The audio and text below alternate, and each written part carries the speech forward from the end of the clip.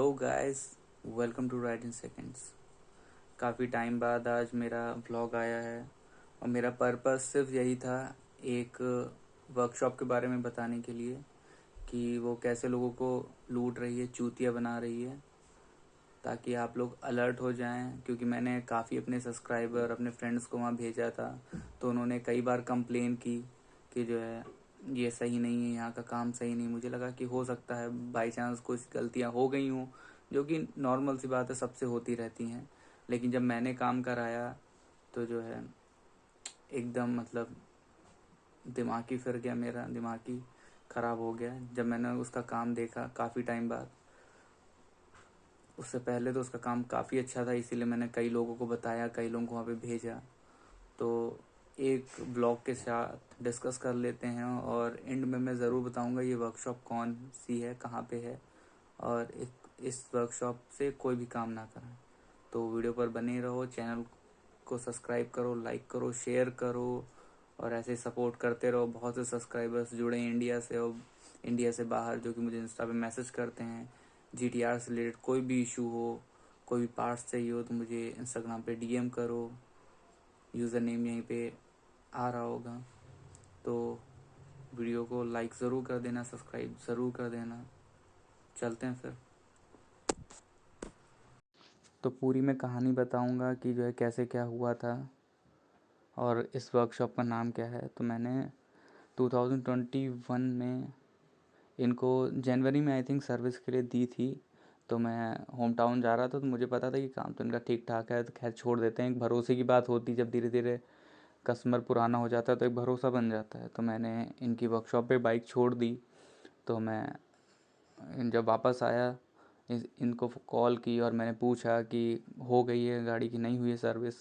एक हफ्ता हो गया, गाड़ी सिर्फ नॉर्मल सर्विस होनी थी और उसमें सेल्फ के आर्पेचर चले गए थे, आर्पेचर या कार्बन, जिसके ओवर हीटिंग की वजह से सिर्फ वो रिपेयर होना था और कुछ नहीं होना था। और नॉर्मल सर्विस होनी थी जिसमें मोबिल चेंज होना था, चैन स्पॉकेट पूरा क्लीन होना था और आगे का टायर, आगे का और पीछे का टायर सिर्फ पड़ना था। बस इतनी सी चीज़ होनी थी। और एक हफ्ते बाद भी मुझे बोला गया कि चलो ठीक है। उस दिन जिस दिन मैंने कॉल की उस दिन था फ्राइडे था, तो इन्होंने कहा मैं मंडे को वापस आऊँगा, मंडे को आपकी गाड़ी रेडी होगी। तो मैंने मंडे को कॉल नहीं की, इन्हीं की कॉल आई कि आपकी गाड़ी रेडी हो गई है, आप गाड़ी पिक कर लो आके। तो मैंने कहा ठीक है, मैं आ जाता हूँ। मैं एक अपने फ्रेंड के साथ गया बाइक पिक करने। तो मैंने देखा कि जो है मतलब पीछे का टायर खुला हुआ है, अभी भी नहीं हुआ है, मतलब चढ़ के तब आ रहा था, चढ़ रहा था। तो ठीक है, गाड़ी वाड़ी सब रेडी थी। गाड़ी इवन चैन पॉकेट पूरा क्लीन नहीं था। मैंने कहा ये क्या है, तो उनका कभी भी और क्लीन करा लेना आके, कोई दिक्कत। मैंने कहा चलो ठीक है, सर्विस देखते। मैंने गाड़ी स्टार्ट की और मैंने जैसे ही उसको क्या कहते हैं, उसको आगे बढ़ाने की कोशिश की, तो उसमें देखा मैंने क्लच प्लेटें उसकी चली गई हैं। तो उनका कहने का मतलब था चलो ठीक है देखते हैं, पता नहीं कैसे हो गया, अभी तक तो गाड़ी सही थी। मैंने कहा वो वाह, मतलब एक हफ्ते से गाड़ी मैं सही छोड़ के गया था, उसके बाद उसकी क्लच प्लेटें चली गई। तो फिर जब उन्होंने क्लच प्लेटें निकाली तो उसकी क्लच प्लेटें जा चुकी थी। तो फिर वो मुझसे कहने लगे कि जो है ये जो एक्चुअली हुआ क्या है, काफ़ी टाइम से इसका मोबिल नहीं चेंज हुआ, इस वजह से इसकी क्लच प्लेटें चली गई हैं। तो कोई लॉजिक ही नहीं बनता है कि जो है क्लच प्लेट ऐसे चली जाएंगी, मोबिल नहीं चेंज हुआ, आप साल भर गाड़ी क्या 10 साल खड़ी रखो और उसके बाद अगर गाड़ी अब स्टार्ट करते हो तो चली जाएंगी क्लच प्लेटें। और मैं एक हफ्ते तक गाड़ी मैंने छोड़ के रखी, आपने किसको दी, कैसे क्या काम करा और आपने क्या चेंज किया, मुझे कुछ पता ही नहीं चलेगा। तो वो एग्री करने को नहीं तैयार थे। तो किसी तरह मैंने क्लच प्लेट के उनको रुपए दिए, उन्होंने चेंज की। इवन उसके बाद भी गाड़ी में बहुत ज़्यादा इशू आने लगे। कभी ओवर हीटिंग का इतना ज़्यादा इशू जो कि गाड़ी में कभी भी था ही नहीं। कई कस्टमर्स जो मैंने भेजे थे उन्होंने भी कंप्लेन की थी बहुत पहले। तो मुझे उन पर बिलीव नहीं कि हो सकता है छोटी छोटी सी मिस्टेक उनसे हो गई हूँ। लेकिन जब मैं उनसे डिस्कस करने गया तो उन्होंने कहा आप आइए, मैं आपका पूरा काम करूँगा, आपसे 1 रुपया नहीं लूँगा। तो ठीक है, मैं दोबारा वही बाइक लेके गया। तो इवन उसके बाद भी उन्होंने रुपए लिए, इवन उसके बाद भी मैं सेटिस्फाई नहीं हुआ। उसके बाद फिर क्या हुआ, उसमें कूलेंट एकदम गायब हो गया पूरा। और मैं इतनी दूर से अप्रॉक्स 150 किलोमीटर से गाड़ी लेके आया था, तब ओवर हीटिंग का कोई इशू नहीं है, उसमें कूलेंट बराबर था। अगर ओवर हीटिंग इशू होना होता तो उसी टाइम हो जाता। इवन मैंने सिटीज़ में भी चलाई, तब मैंने इवनिंग में गाड़ी उनको दी जाके दोबारा। तो उसके बाद उन्होंने उसमें क्या कहते हैं, कूलेंट ही उसमें नहीं था। जब मैंने गाड़ी में रात को ले गया और रात को खाली रोड थी, तो मैंने तब भी मैं घसीट रहा था, अप्रॉक्स 100 के ऊपर ही थी स्पीड। तो उसके बाद भी ओवर हीटिंग इतनी ज़्यादा हो गई कि जो है मतलब सारे उसमें टेम्परेचर के लाइन सारी उसमें फुल हो गई। ये पहली बार ऐसा हुआ था। तो फिर मैंने उनको कॉल किया, उन्होंने कहा ठीक है एक बार कूलेंट चेक लो। मैंने कहा कूलेंट खाली था, क्योंकि उनको पता था कि कूलेंट नहीं होगा, इसी वजह से उन्होंने कहा कूलेंट कहा चेक करो, वरना वो कहते कुछ भी इसमें पहले चेक करो इसमें है क्या, कुछ चार्जर से तो इशू नहीं, बैटरी तो इशू नहीं कर रही, कुछ भी बताते। कूलेंट क्यों? क्योंकि उनको एग्जैक्टली पता था कि कूलेंट से ही इशू हुआ है, ओवर हीटिंग का इशू इसी से हुआ है, या मोबिल नहीं है इस वजह से ओवर हीट ज़्यादा कर रही है। तो फिर मैं अगले दिन वर्कशॉप लेके गया गाड़ी दोबारा, मैं गुस्सा आने लगा। तो उन्होंने कहा कि इसमें कूलेंट नहीं है, वो हंसने लगे। मैंने कहा पिछली बार का आप देख लीजिए क्लच प्लेट कैसे चली गई थी, हफ्ते भर तो गाड़ी आपके पास रही थी।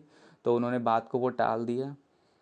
तो ऐसे फिर मैं गाड़ी लेके आ गया, कभी उनकी वर्कशॉप पे लेके नहीं गया। मैंने सारे फ्रेंड और अपने सब्सक्राइबर्स को अलर्ट कर दिया कि इस वर्कशॉप पे ना जाएं। तो ये जो वर्कशॉप है ये है मोर्स पावर, लखनऊ में।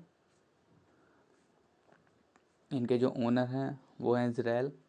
मैंने कई बार बात करने की कोशिश की, मैंने कहा चलो ठीक है अब काम सही है, अब काम सही है। मैंने कई फ्रेंड्स हैं मेरे, मैंने उनको भी भेजा तो वो भी सेटिस्फाई नहीं थे, उनका भी काम एकदम बेकार था। पहले काम इनका बहुत अच्छा था, उसके बाद एकदम रद्दी काम है, 2 कौड़ी का काम है। तो उसके बाद मैं इनकी वर्कशॉप पे कोई भी बाइक लेके नहीं गया। तो आप भी अलर्ट रहें, ऐसे वर्कशॉप पे ना जाएं, और ऐसी वर्कशॉप पे तो बिल्कुल मत जाएं। थैंक यू फॉर वॉचिंग, और आई होप मिल ही जाएगा। तो देखते हैं आज क्या देखने को मिलता है। इसकी भी सर्विस का टाइम आ रहा है, तो जल्दी इसकी सर्विस कराते हैं। इसके गियर शिफ्ट बहुत ज़्यादा लेट हो रहे हैं, बहुत टाइट हो रहे हैं, बहुत ताकत लगानी पड़ती है, गाड़ी स्टार्ट है।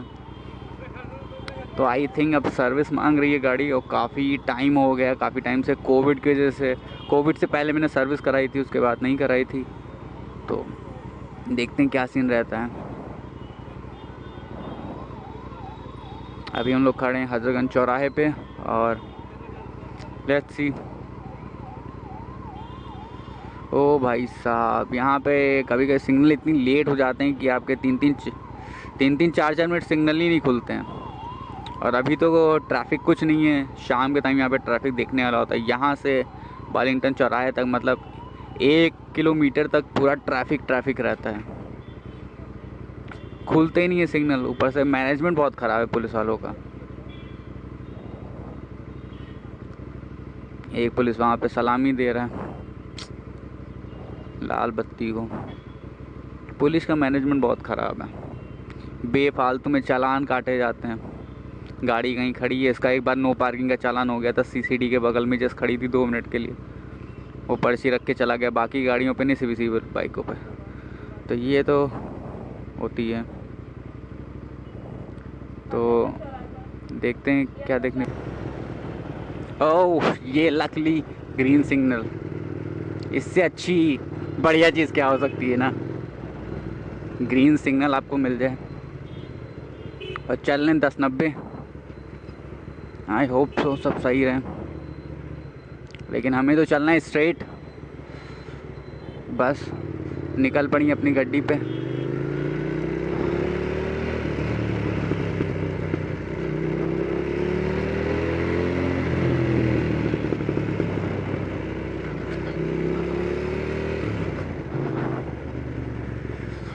तो हम लोग आ गए 10-90 के अंदर। यहाँ पे कुछ खाएंगे पिएंगे, व्लॉग बनाएंगे।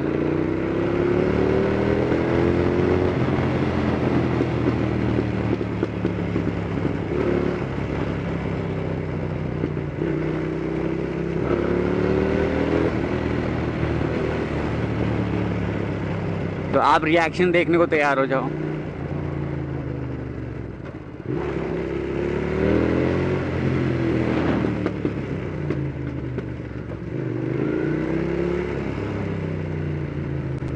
तो यहीं पे कहीं लगाते हैं, आ रहे होंगे। तो वीडियो पसंद आया तो लाइक कर लेना, चैनल को करो सब्सक्राइब। मिलते हैं फिर नेक्स्ट व्लॉग में। Till then good bye.